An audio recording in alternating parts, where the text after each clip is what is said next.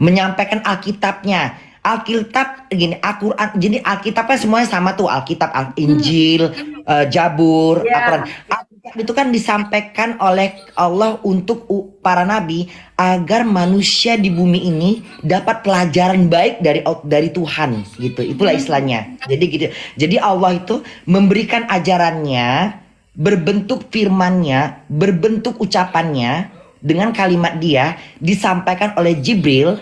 Jibril dengan kekuasaan Allah tadi itu memberi kekuatan memori dalam penyampaian itu, lalu menyampaikan kepada Nabi Musa, Nabi Ibrahim, Nabi Yusuf, Nabi Sulaiman, Nabi Isa, Nabi Musa, Nabi Yunus, sampai Nabi Muhammad SAW. Begitulah. Jadi semua ditulis.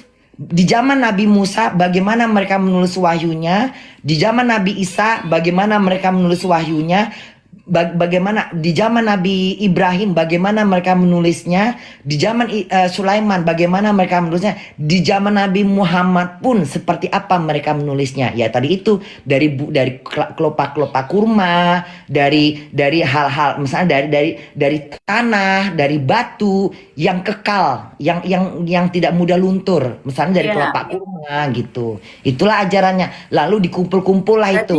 oke, berarti beda ya Bun ya. Kalau kalau kita di Kristen, kalau kita Kristen itu di Nasrani Kristen tuh itu nggak ada perantara gitu. Nah, dia langsung Allah itu Ya, langsung. karena kan Ya, dalam ya, ya. dalam dalam agama Nasrani itu, Bunda nggak mau campur dalam agama ini Iya, betul persoalan betul betul. memang nggak perlu diperdebatkan. Karena Betul. menurut versi dalam menurut agama Nasrani bahwa Yesus itu adalah Tuhannya, jadi otomatis ucapannya langsung. Dalam agama Islam, Tuhan kami Allah, Nabi kami Muhammad. Tapi nabi dalam agama Islam tuh 25 yang diakuin, yang dilihat, yang nyatanya. Dari mulai Nabi Idris, dari mulai Nabi Adam, Nabi Idris, Nabi apalagi pokoknya banyak lah gitu. Setelah itu Nabi Musa, Iya. Nabi Yakub, Nabi Ibrahim semua, sampai Nabi Sulaiman, Nabi Ibrahim semuanya. Sampai Nabi terakhir Nabi Muhammad. Adiknya Nabi Musa, adiknya Nabi Isa, Nabi Muhammad. Ini dua terakhir. Hmm. Terakhir. Nah, begitu.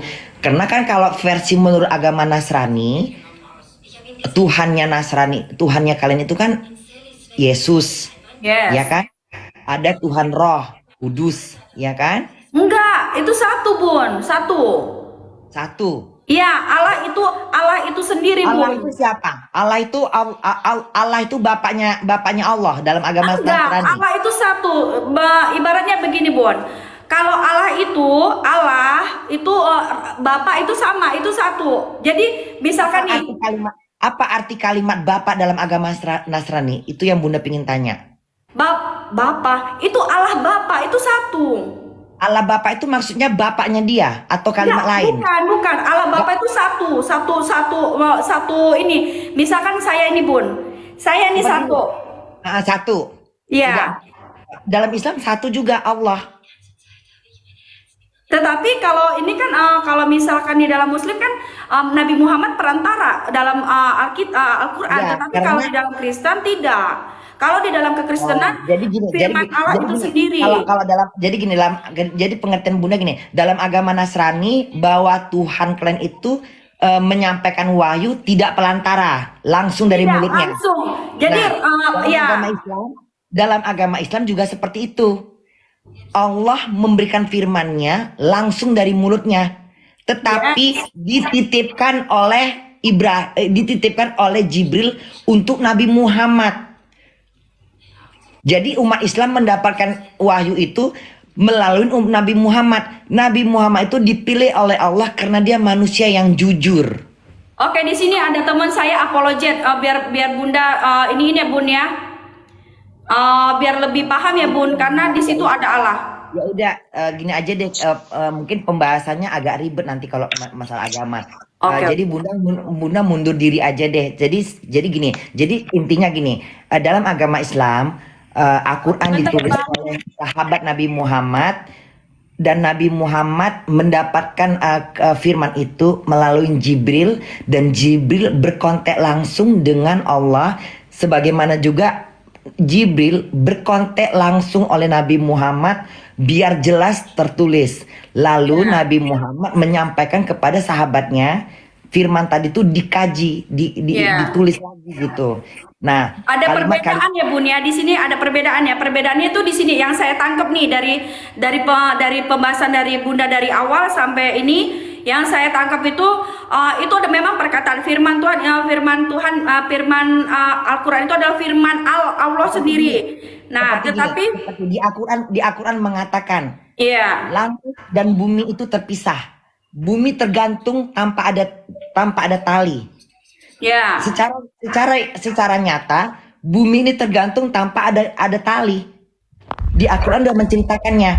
Nah, Al-Qur'an itu sudah berbicara ratusan tahun sebelum bumi ini kita selidikin. Dan sebenarnya firman Allah itu dalam agama Islam sudah tersimpan di langit. Jadi Al-Qur'an tuh diukur dengan kemampuan akal manusia. Tetapi apa yang ditulis di Al-Qur'an itu membuktikan apa yang ada di bumi. Misalnya air laut, air tawar sama air garam tidak bisa bersatu. Misalnya yang gitu. Terbuktilah di Laut Merah air laut, air tawar sama air asin tidak bersatu.